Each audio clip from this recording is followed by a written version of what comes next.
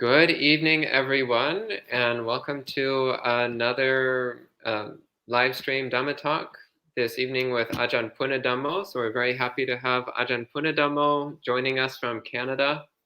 So one of our beloved senior teachers from the Ajahn Chah tradition, continuing with his discussions on Paticca Samuppada, so dependent origination. So at this time, I'll go ahead and pass things over to Ajahn Punnadhammo, who can guide us through this profound Dhamma teaching from the Buddha. So whenever you're ready, Ajahn, please go ahead. Okay. Namo tassa bhagavato arahato sama sambuddhassa. Namo tassa bhagavato arahato sama sambuddhassa. Namo tassa bhagavato arahato sama sambuddhassa. So welcome everyone. And this evening I want to focus on the application of Paticca Samuppada to karma and rebirth.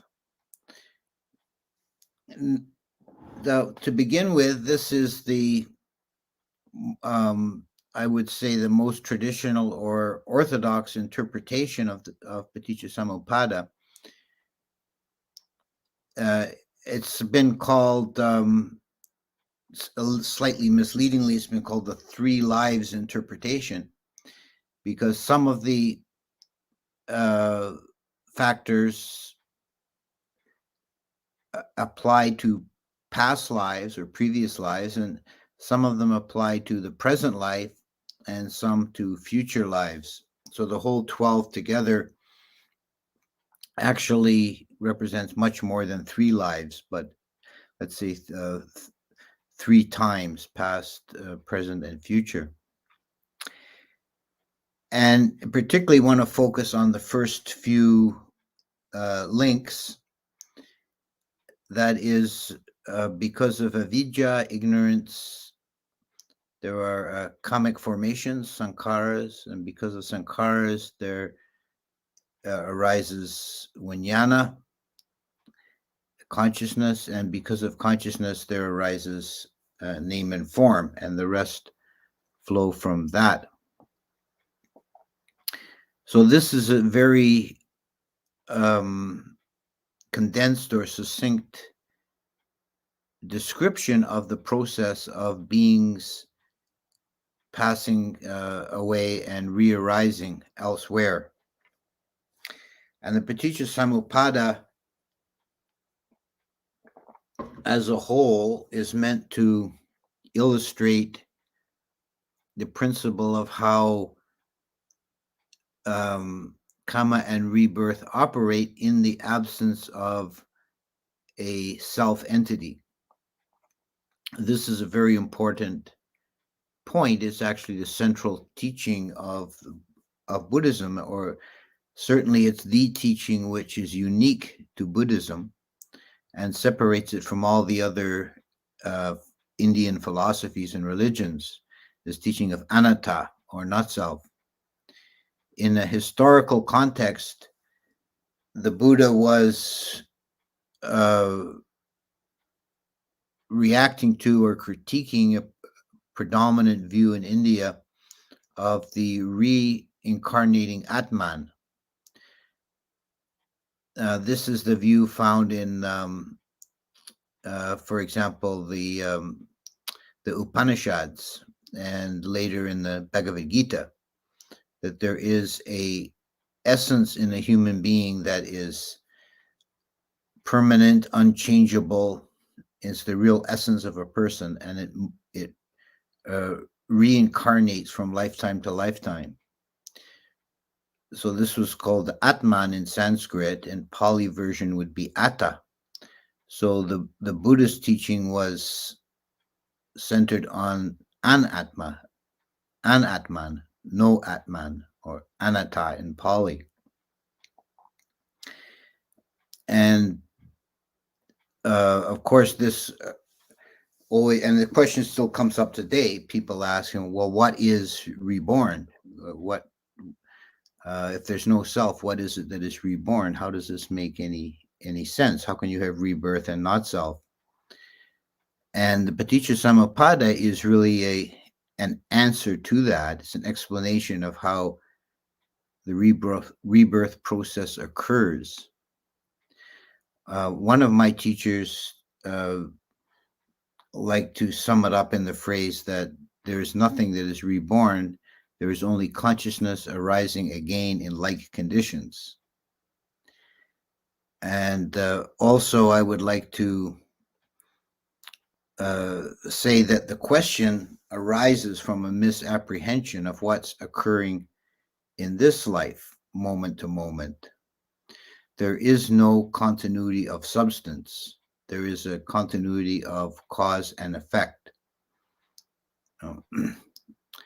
Um, this consciousness that is experiencing now is arising momentarily and having that experience. It's a momentary occurrence.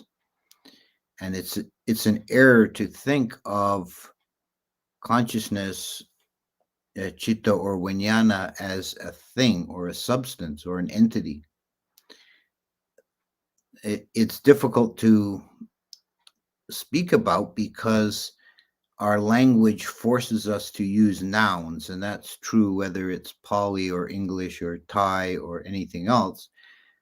We talk about consciousness or chitta, and we use a noun, and that creates a false seed in the mind that there's something there, whereas actually it's just an impersonal process. It's really a verb rather than a noun. There's something happening, but there's nothing there doing it. So to get back to the Paticca Samuppada and the specific explanation given there, the beginning of this part of the sequence is avijja, or ignorance, because of not knowing. And we have to ask then what, not knowing what, and one answer is the Four Noble Truths, another answer is the dependent origination itself. But not knowing means being in the dark, being operating without complete understanding. So you can think of somebody stumbling around in the dark. And in the Tibetan iconography that shows the wheel of life and the dependent origination as one of the rings, the traditional imagery for ignorance is a blind man moving along with a stick. So we think of beings other than arahants. All beings are burdened with some degree of ignorance. And because they're ignorant, they create karmic formations, sankharas. Now, understanding kamma here is critical for understanding the whole process. Kamma means action. Kamma is when we do something. And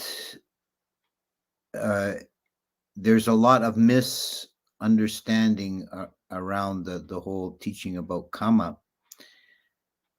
Some of it comes, I think, from holdovers from theistic religions, and there's a kind of a moralistic judgment applied to kamma. And while it is, from a very abstract level, we could say it is an ethical system, it's not a personal one. There is no deity judging or deciding. It's better to think of kamma as a kind of natural law. And we have in the physical world, we have many natural laws that are invariable, and there's no exceptions made. We have the law of gravity and the law of conservation of momentum and so on. And these conservation laws are actually very close analogs to kamma. the conservation laws, the conservation of momentum, the conservation of angular momentum, the conservation of energy, and so on, basically boil down to an idea that if you have a closed system and you disturb one part of the system, then some other part will react to bring it back into balance. That the universe has somehow a deep bias towards centering itself on the 0 point. If you swing too far in one direction, something else will move and bring the total balance of the system back into the original state. So when we think of karma or kama, that is an action by a being, a conscious entity, and kama is made in the mind. There's an intention made in the mind, and an action is carried forth. And that is a small disturbance in the harmony of the universe. It's pushing the universe slightly off the 0 point.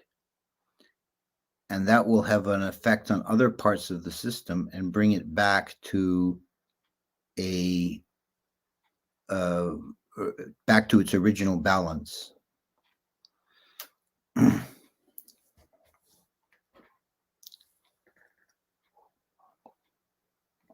Another difficulty people have with kama is if they have a kind of materialist bias, they'll ask, well, what's the mechanism? How does kama possibly work? If I do something today, how can it have a result coming from the outer world at some point in the future? And this question comes from a place of deep-seated materialist bias, whereas this is not in accord with the Buddhist teaching. We can look at no further than the beginning of the Dhammapada. The very first verse of the Dhammapada is that mind is the forerunner, mind is the chief, mind comes before the body like the ox comes before the cart. Mind is a real entity. In the Abhidhamma, we have 4 ultimate reals. There's chitta, consciousness, chittasika, the other mental factors, body, and nibbana. These are ultimate reals. So mind is not derived from body. Mind and body have a complex interaction. They can affect each other. It's obvious that the body can affect the mind. If you're tired, you're not as bright and clear. And certainly if you ingest substances like alcohol, that will affect the mind. But also the mind can directly affect the body. If I lift my hand up, that first arose as an impulse in the mind, and then the body moves. And I think in modern times, we can have some further understanding in how mind is actually a formative and creative agent, not only in our own body, but in the outer universe. There is in quantum mechanics the idea of the wave function and the collapse of the wave function, that reality exists primarily or in its natural state, it exists as a probability wave that can be mathematically determined. An electron, for example, is not in its native state existing in any particular location, but you can plot a probability curve of where it might be. So a sort of a fuzzy existence in that zone. But then when an observation is made, a measurement is taken, then it collapses the wave function. It's no longer a probability, it's an actual point at which it exists. So one way of interpreting this is that mind has an actual creative impact on the universe. There's a dance between consciousness and the external world, and karma is the agent in this.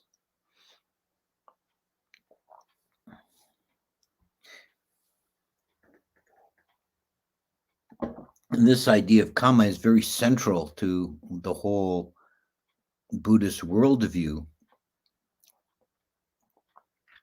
In the cosmological model, this entire world system was generated by the karma of the expiring beings from the previous world system. So it becomes, as we'll see as I go on to the other factors, we'll see that this is a recapitulation on a large scale of the process of rebirth on the individual level. So making karma is the second nidana, the second stage of dependent origination, and it's made by the ignorant being. And this is an important distinction, because an arahant and a Buddha, they do not make any karma. Their actions are classified in the Abhidhamma as kriya. They are effective, but they have no karmic result because they're not made out of ignorance. So another way of stating that is that their actions are completely in harmony with the universe. They do not disturb the fabric of the universe. But an ignorant being, like everybody else, is always acting from some degree of incomplete knowledge.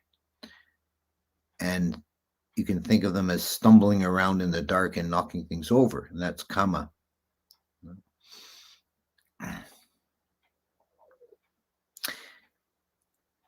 So then because of karmic formations, the third step in the dependent origination is vijnana, and this is clarified as patisandhi vijnana, or rebirth linking consciousness.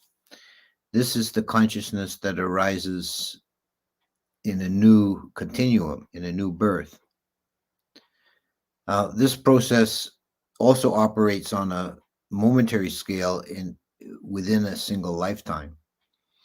So our consciousness is arising again and again. According to the karma we've made, we set up conditions for consciousness to arise. And the only difference that occurs with rebirth is that at the moment of death, the physical vehicle with which consciousness was associated ceases to function. This is death. The organs and the whole vehicle, the body, ceases to be effective. It just becomes an inert meat. So consciousness then arises elsewhere.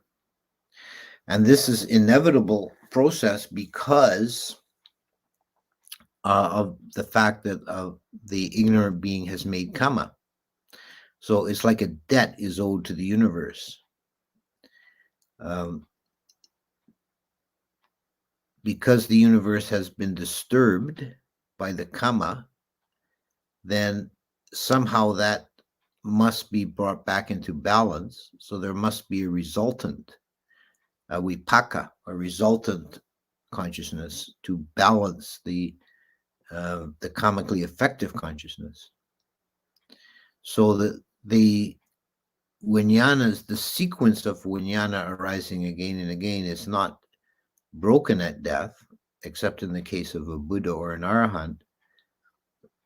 It's not finished. There's still a debt owed, let's say, to use a metaphor. I don't want to take it too literally, but there's still something outstanding. There's still an impulsion and necessity, a natural law that will cause that consciousness to arise again. And the place of its arising will be conditioned by the previous karma. So it might be a fortunate birth in the human or Dewa world, or it might be an unfortunate birth in the animal realm or the ghost or hell realm. but consciousness will arise again in the continuum if it's not fully awakened. If there was karma made in ignorance, then there's a disturbance in the fabric of the universe that requires, as a natural law, to be balanced, like a conservation law in physics. So consciousness arises again, and the dependent origination, although it's universal, is particularly phrased and directed towards the case of a human rebirth. So we'll stay in that parameter. And that consciousness arises again, it will be in the womb of a human woman, in the case of a human birth. And it's said elsewhere in a few places in the canon, in the Majjhima and elsewhere, that the process of birth, which actually means conception, when we see birth in the Pali text, it's really referring to conception, which is the moment of beginning of a new continuum. That conception occurs when three elements come together: the seed of the father, the blood of the mother in her time, and the Gandhabba seeking rebirth. This is an odd phrase. First of all, say that the blood of the mother in her time reflects say an ancient physiology. The mammalian egg was not discovered until the 1830s, but the implication here is clear. There's the physical union of sperm and egg, but that's only part of the process. There still is consciousness required. There's still consciousness has to re-arise. And this phrase, the Gandhabba seeking rebirth, has generated a lot of commentary and discussion and controversy. What exactly is it meant? Because it's not explained beyond that in the suttas. And I think it's worth a bit of a digression to discuss this point, because it's an interesting one. In the Theravada Abhidhamma system, there is a clear denial of any kind of intermediate state. The idea is that the last instant of consciousness when you die is immediately followed by the first instant of consciousness in the womb at conception.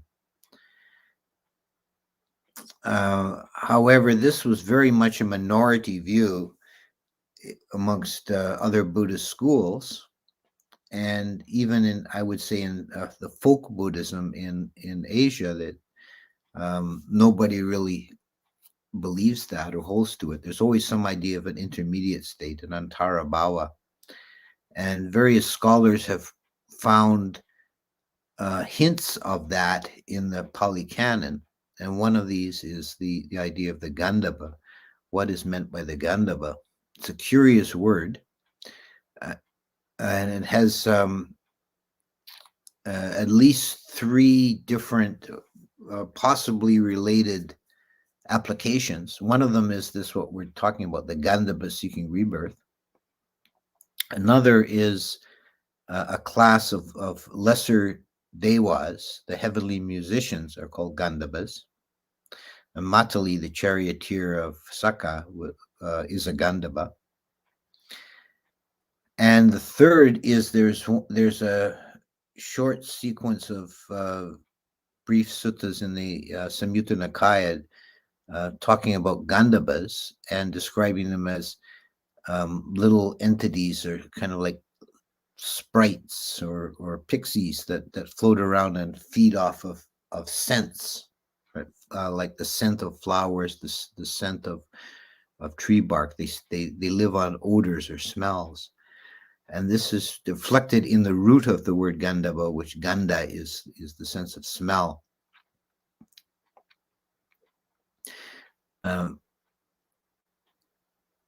in the and that's about as far as we can get from the Pali sources, but in the Abhidharma Kosha, which is a Sanskrit work generally attributed to the Sarvastivadin school, there is a description of the Gandhabba as an entity that travels from the dying person to the place of rebirth, and during that time it lives off sense. So this combines two of the meanings found in the Pali, and it's stated that, and this was picked up, this particular aspect was picked up in Tibetan Buddhism, that it said that the Gandhabba is attracted to a copulating couple, and if it feels desire towards the male, then it becomes reborn as a female. If it feels desire towards the female, it's reborn as a male.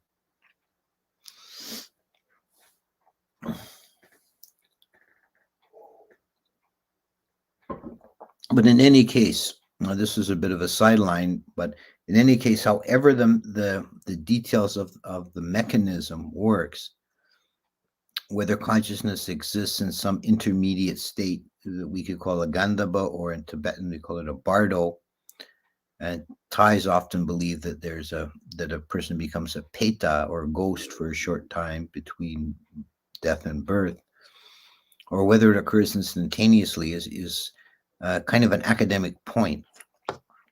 There's still, regardless of exactly how the mechanism works, there's still consciousness arising again to like conditions, consciousness arising in a new continuum according to the laws of cause and effect determined by the karma previously made. So we'll take it from this point, however the consciousness got there, whether it was instantaneous or there was some intermediate, that at the moment of conception, the new continuum begins. Consciousness has arisen in the womb. And then there is the next factor is namarupa, name and form, which is the literal translation is name and form. It means mind and body. It's the organism. The organism unfolds or develops, and it requires both the physical substrate provided by the mother's body, fertilized by the man's sperm, and it also requires the presence of mind or consciousness. If that's not present, then there's no being develops. And we know from biology that there's a great many, majority actually, of fertilized eggs in mammals just don't go any further. They just very quickly expire. But the ones that, the lucky ones, we might say, that the ones that are developed, we would say in Buddhist terms, those are the ones that the Gandhabba has, or the consciousness has arisen in.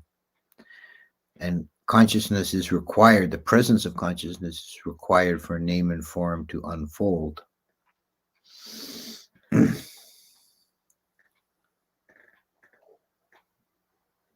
And this unfolding of the embryo is a very interesting topic. In some ways, it's a conundrum for modern science. It's not really well understood or explained by conventional science. We now, at this point in our scientific development, we have a good understanding of the genetic code, and they have in fact sequenced the entire human genome, but that is still not an adequate explanation for the whole process of the arising of a fully developed organism, because what the genetic code seems to be is basically a recipe book for proteins. It's coded for the production of proteins, and the whole mechanism for sequencing a protein is quite complicated. It requires two different kinds, besides the code in the DNA, it requires two different kinds of RNA, and it requires a large number of helper proteins, and it requires all these amino acids to provide the building blocks. So it's a quite complicated process. And then when the protein is made, it folds itself into a three-dimensional shape, and it only functions if it's in the correct three-dimensional shape. And that part of the process is not well understood. And that's only the first step. Then these proteins form cells and organs, and they arrange themselves in the developing body in the correct way. And this is mysterious because every cell in the body has the same DNA. It has the same coding. And yet the cells somehow determine this one's going to be a skin cell, this one's going to be a blood cell, this one's going to be a nerve cell, and so forth, and arrange themselves in this complicated, extremely complex three-dimensional form that we call an organism. There's a very intriguing writer, which some of you may be familiar with, have heard of him. He's worth investigating. A British man named Rupert Sheldrake, and he started his career as a biologist investigating embryology, the unfolding of embryos, and he found the same problem that I'm citing. That there is not enough information in the DNA codon to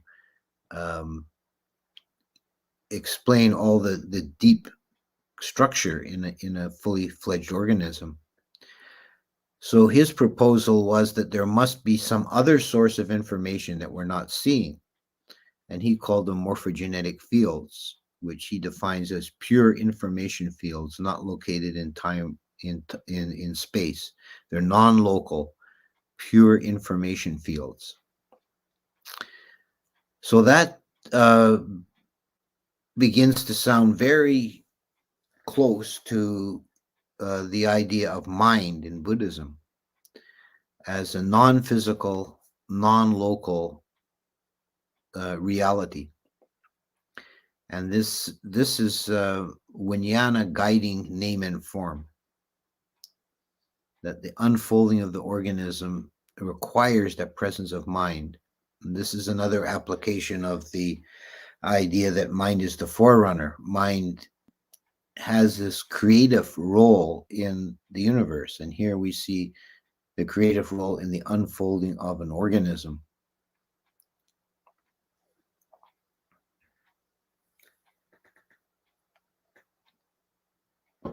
And this is a continuous process. And it's carrying on a baggage from previous lifetimes that determines the location of birth and the particular qualities of the being that's being born. That karma is a huge component of that.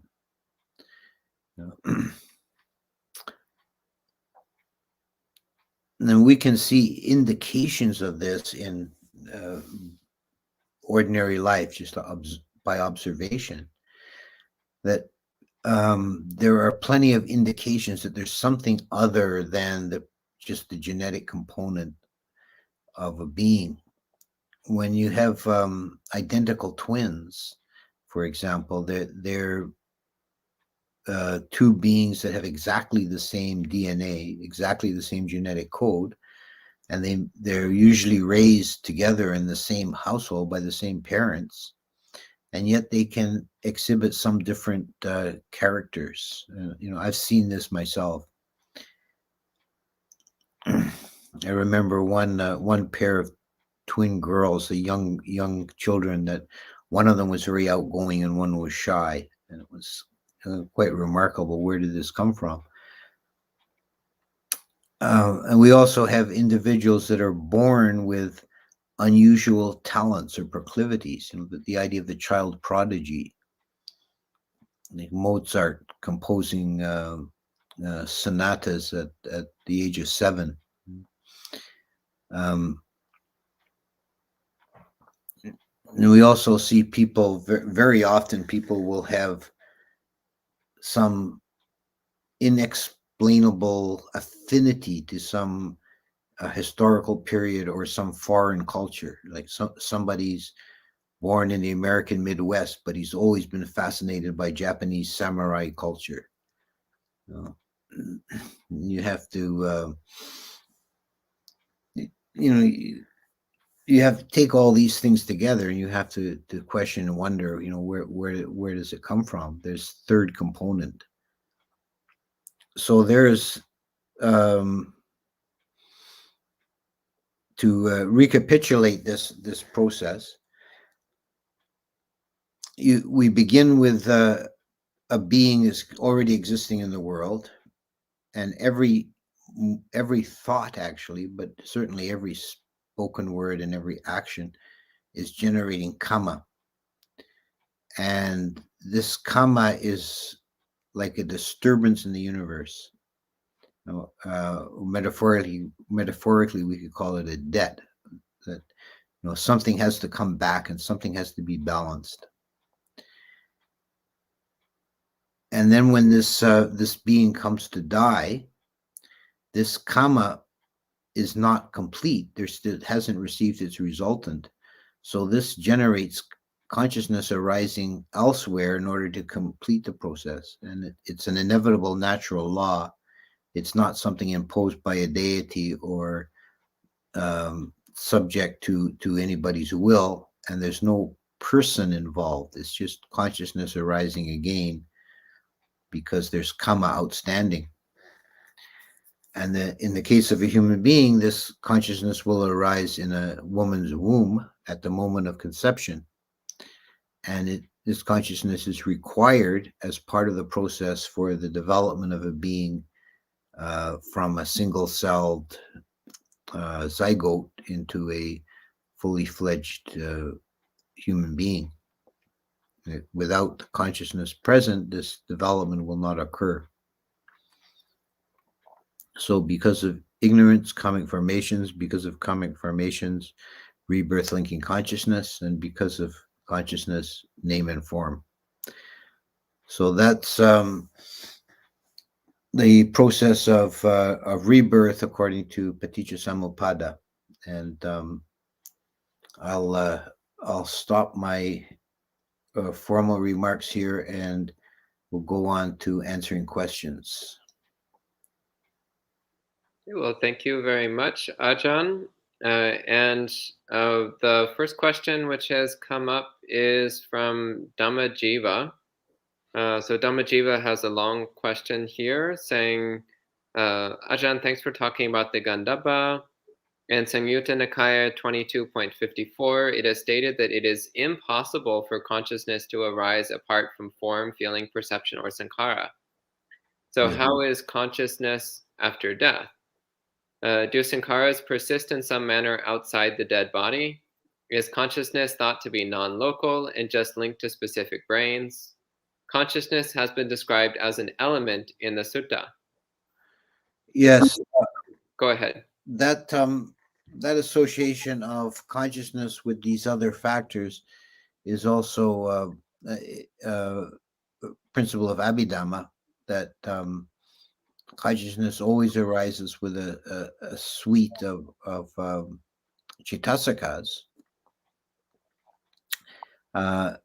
So we could use the consciousness, the word consciousness or vijnana as the central principle, but more generally we're talking about mind or mano, that there's a whole complex, that goes along with consciousness. And as I said in the in the remarks previously that consciousness, because it's non-material, it's kind of difficult for us to think about because our culture was so steeped in materialist presuppositions. But because consciousness is non-material, it's also non-local, because space is a aspect of the physical aggregate. So consciousness really is not locatable in space. The body is. So in an organism, consciousness is associated with a particular organism, but it's not actually in the deepest sense, it's not actually located in the organism. Um, it's associated as is associated with the body as a vehicle. So when the body ceases, there's no reason that consciousness needs to cease with it. The consciousness process continues according to its own conditionality, its own laws of cause and effect. But because of the nature of beings and the karma made by beings, it has a strong impulsion. It's actually like a natural law or necessity to be associated again with a physical form. It's noteworthy that in the cosmology there is a realm of beings that have no bodies, that the formless realm, the arupa realm, and they're mind only. They only have the four aggregates of mind, and they don't have body. And it's specifically stated in the Abhidhamma that they have no location. They can't be located in space. No, they're not either here, there, everywhere. None of those really apply. So that's the same principle would apply to the consciousness at death.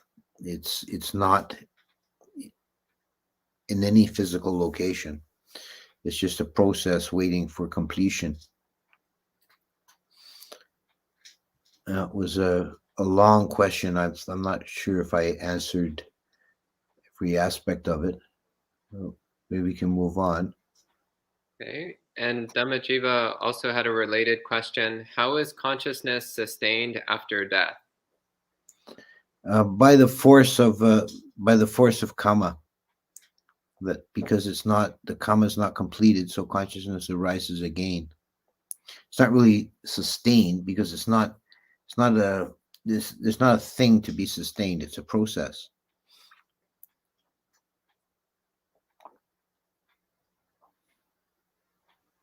And Kumu asked, could you please give the name of the book you mentioned by a British author? Yes, the author's name is Rupert Sheldrake, Sheldrake. He's written numerous books. The one of his earliest books is The New Science of Life, and that lays out his general theory. And I also have a question, Ajahn. So I've also wondered about this idea of an intermediate stage between one life and the next. And I was just wondering, what's your personal stance on that? So you mentioned briefly that there's two main scholarly camps on the subject. Where do you lean? Well, I'm sort of not decided, but I lean to the idea that there is some kind of an intermediate state. It seems like that's been the dominant Buddhist position. It's only really the Theravada Abhidhamma that's the odd man out. You don't even find that explicitly stated in the suttas. And all the other early schools, I think, had position that there was some intermediate state. And another question, Ajahn. So I've also pondered a lot on the sankhara as the second step of paticca samuppada, given the incredibly broad range of meanings that the word sankhara can have. Yes. Yes. Can you Um, speak on that? yeah, you're quite right that sankhara, in its broadest sense, it means everything except nibbana is a sankhara. Any conditioned phenomena. So everything, without exception, except nibbana, is a sankhara. Um, and a somewhat narrower meaning of sankhara is in the formula of the five aggregates or five khandha, where sankhara means mental formations. And in the Paticca Samuppada, it's particularly glossed as kamic formations. So intentional, volitional formations of body, speech, and mind when a being makes kama. So um, it's a subcategory of the broad meaning of sankhara, but that's the meaning that's um, specified in the formula for dependent origination. These particular sankharas, the ones that where we make an intentional action. So one explanation that I've heard from Chan teachers is that sankhara here does have its original meaning of all conditional phenomena. So the explanation I heard given is that so fundamentally everything is emptiness, and then through our ignorance we create a sense of self and self-perceiving objects, and so therefore we have to create the perception or appearance of separate objects. So therefore, avijja paccaya sankhara, from this fundamental delusion of not knowing emptiness, then we create the experience of this seemingly infinite variety of sankharas. What are your thoughts on that interpretation? Um, I like that. That's new to me. Actually, I've not studied Chan as much as you have, and that's an interesting take on it. That's probably a deep truth there. That we're creating. Like I like to see the um, how the mind is actually creating the universe. The mind is the creative factor, and I like to use the analogy of, which may not be exact, but I use the analogy of the physical idea of uh, the observation collapsing the wave function, so that the universe exists in this profound emptiness, which is uh, the full emptiness, and because it's empty, because it's sunya, it has an infinite potentiality, right? Like it's not in any way limited. But once um,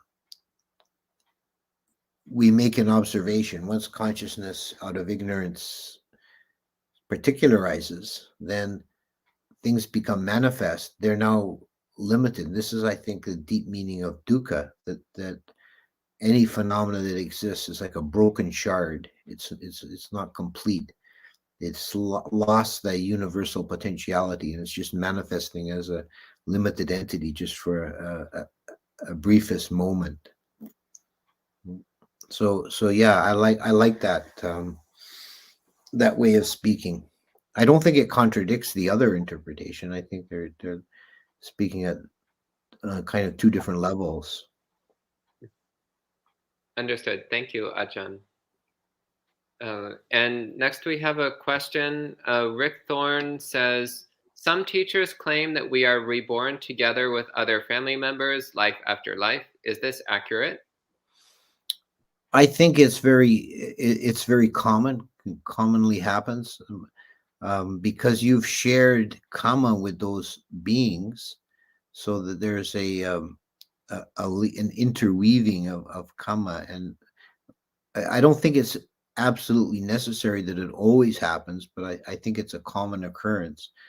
And we see that in any of the stories about that involve rebirth um, in the say the Jatakas or the Dhammapada, that they often involve being reborn and associated closely with people that you were associated closely with before.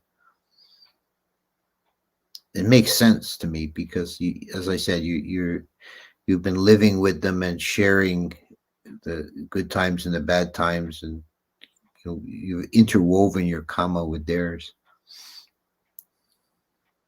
Okay, and Ajahn, I have a question from Aya Soma. So she passed me a written question that says, is consciousness always connected to the six senses? I would say broadly speaking, yes to one of the six senses. We may have to make an exception for consciousness that experiences nibbana, but then there's very little that can be spoken about that. We don't. I think all the general rules don't apply, and then our language isn't adequate to express it. But in any other moment, consciousness will be operating through one of the six senses. Okay, thank you, Ajahn. And Ayasoma also asks, she says, I understand karma affecting sentient beings. For example, practicing generosity results in having wealth. But how do we explain causality in the physical world? For example, why do some plants flourish while others don't, even though they seem to have the same conditions?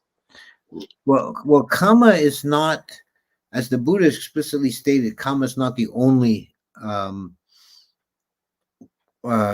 causative factor. It's one of several. There's a teaching elaborated. I think it's only in the commentaries. I don't think there's a pseudo reference for it about the different niyamas, the causative factors. And there's the kama niyama, bija niyama. What are the other ones? Utu niyama and dhamma niyama. So chitta niyama. So I think there's five. So kama niyama, we've been speaking quite a bit about. Bija niyama is seed cause, meaning genetics or heredity. Utu niyama is the meteorological or geological forces. And dhamma niyama is natural law, like something like gravity, and or those sorts of laws. And chitta niyama is the operation of the mind, mental laws. So these are all factors influencing. So like a plant would not have, it's not a sentient being. It doesn't, in the Buddhist theory, it doesn't make karma. It's not affected by karma, but it is affected by its genetics, and it's affected by what would come under utu niyama, the amount of sunlight, the amount of water, various other factors like that. And even in our human existence, karma always operates together with other factors. Like, take a sort of example just chosen at random. Say someone's struck by lightning. We would say that, yeah, he had made some bad karma in the past that caused him to be in that, that situation where he's struck by lightning. But his karma did not cause the lightning. The lightning was caused by an electrical charge between the cloud and the earth, which has nothing to do with karma. But the two factors have to come together for a being to be struck by karma, and to be struck by lightning, because the karma and the electrical charge. Okay, and we next have a question from Dan. Dan asks, is insight into dependent origination in practice necessarily accompanied by experiences involving non-local aspects of consciousness? No, I don't think so. Well, I guess it would depend on what you exactly mean by insight into dependent origination. If you were to penetrate the nature of causality to the degree of an enlightened being like a Buddha or an Arahant, then probably the answer to your question would be yes. But I think you could have a pretty deep mundane understanding of dependent origination without experiencing any special consciousness. Okay, and next Kumu asks, in many rebirth stories, there is a time gap between death and the next birth. Can the existence of the Gandhabba explain this time lag? Yes, very likely. And also I don't think we should be too naive about the nature of time, that there can be a different sequence of consciousness moments and physical moments. An example, an example that many people will have experienced, if you've ever been in surgery and had anesthetic, total, not a local, but like a systemic knockout of anesthetic, which I have had that experience once in my life, and it was quite remarkable that how different it was from sleep, because when you sleep, no matter how deeply you sleep, in the morning when you wake up, there is a sense of time having passed. But when you are under total anesthetic, they put that cup with the gas on your face and you tell you count to 10 back, where you go 10, 9, 8, 7, and then you open your eyes and you're in the recovery room, and it's like the next instant. And it's like the consciousness sequence was not broken, but the last moment was in the operating room and the next moment was in the recovery room. And there may have been an hour or more in between in physical time. So there's two separate sequences there. And this is also in the cosmology, this is the experience of beings in the Sanya realm, that one of the Buddhist disciples was born into this realm of unconscious deities previously, and he expressed it as 500 kappas passed in an instant, because all he remembered was his last moment dying and his first moment being reborn elsewhere. And it was 500 kappas later, and he had no consciousness of anything in between. And next we have another question from Dhammajiva. Isn't ignorance also a sankhara? Yes, yeah, ignorance can be classed as a sankhara. And RB asks, could it be that space itself is dukkha? Yeah, that's kind of a little bit of a complex question, and it gets into the whole question of what is space. And here again we have some differences in different Buddhist schools in interpretation of the nature of space.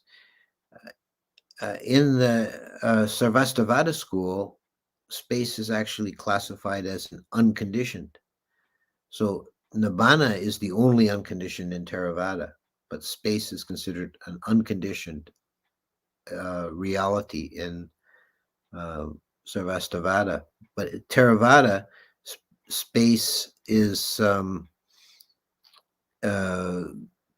either conditioned or unreal. Space is given as conditioned in a special case, like when you dig a hole in the ground, you've created a space, and that's obviously conditioned by you and your shovel. But space in the abstract is considered just to be as an unreal, just as a mental convenience, as a fiction, to describe the distance between two objects. But it's not considered to be a real thing. So in that case, it wouldn't be dukkha, because it's not real. But the conditioned type of space, like the hole you dig in the ground, that would have the characteristic of dukkha. So, Ajahn, just following up on that question, then what do you understand to be meant by the space element? So, when the Buddha says a being is made up of 6 elements, one of those Yeah. 6 is the space element. Yeah, well, that's definitely would fall under the category of the conditioned kind of space, because it's described as like the space inside the hollow parts of your body, like inside your mouth or your belly. You know that there's space, so it's conditioned by the existence of the muscles and skin around it. It's like the space in a room. Right? It's conditioned because of the 4 walls. Okay, thank you. And we have a follow-up from Aya Soma, following up on her earlier question. She asks, in the case of the man hit by lightning, there is karma and natural laws. But in the physical world, non-sentient beings are not affected by karma. So would it be that a plant thrives or is malnourished at random? Um, well, it's not random. There's no randomness, but the the only laws that apply here are physical laws. Now, if we take it that plants have no consciousness, which is certainly that's the orthodox position. That's the Theravada Abhidhamma position that plants are without consciousness. Some people hold that plants can have some kind of consciousness, in which case that it would be hard to account for how they could possibly make karma. But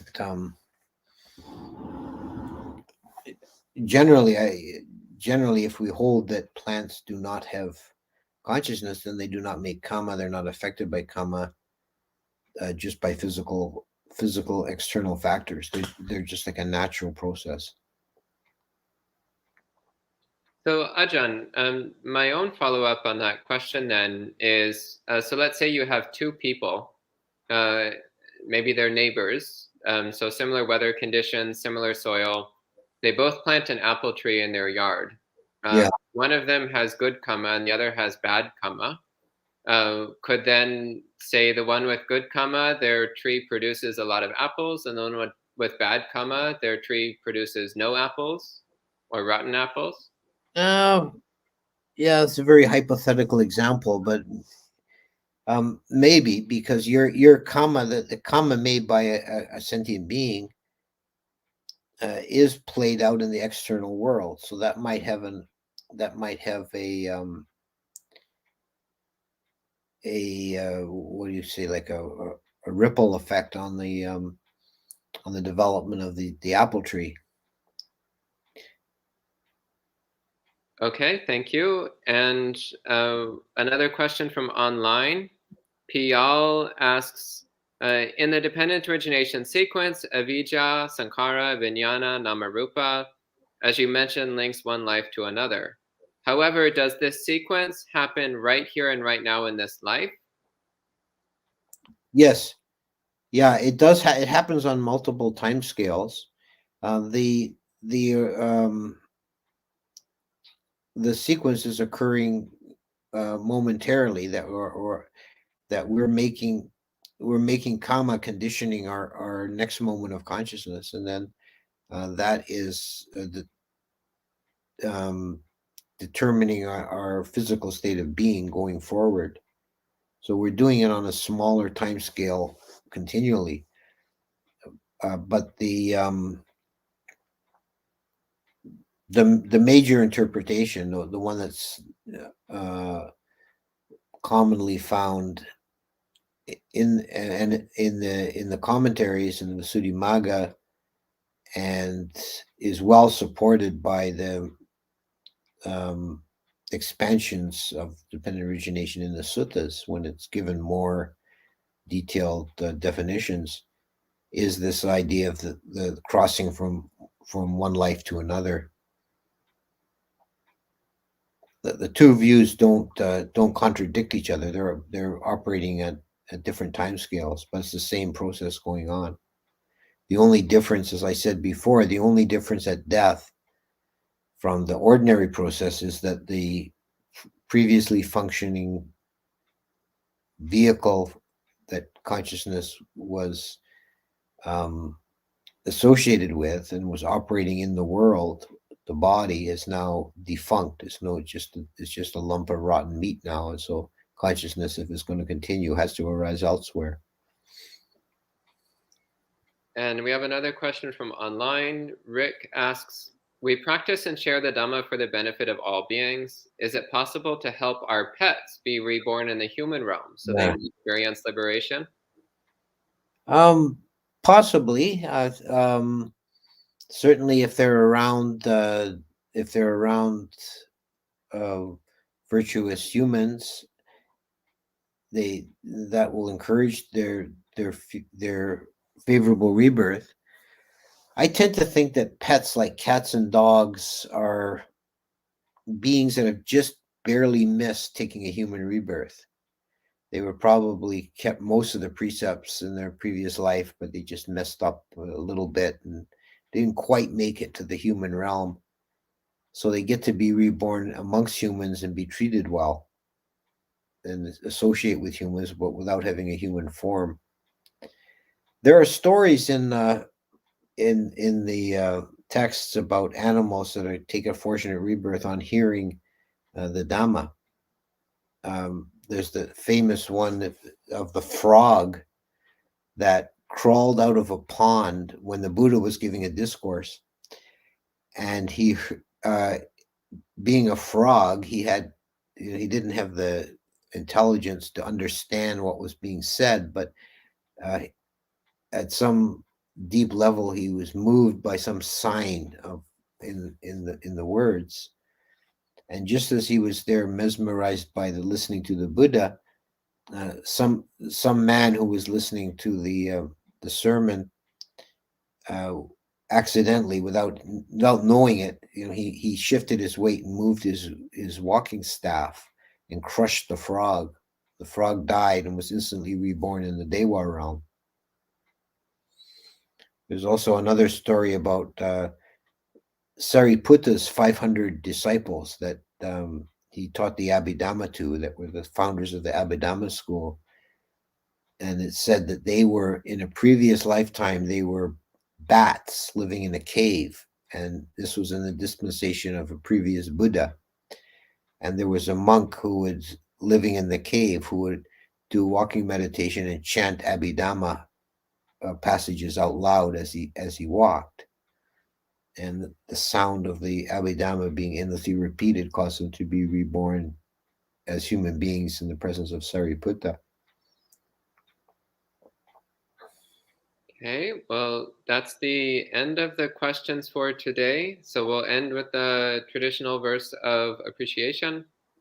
Andamayang Dhamma Kataya Sadhu Karang Dadamase Sadhu Sadhu Sadhu Anumodami.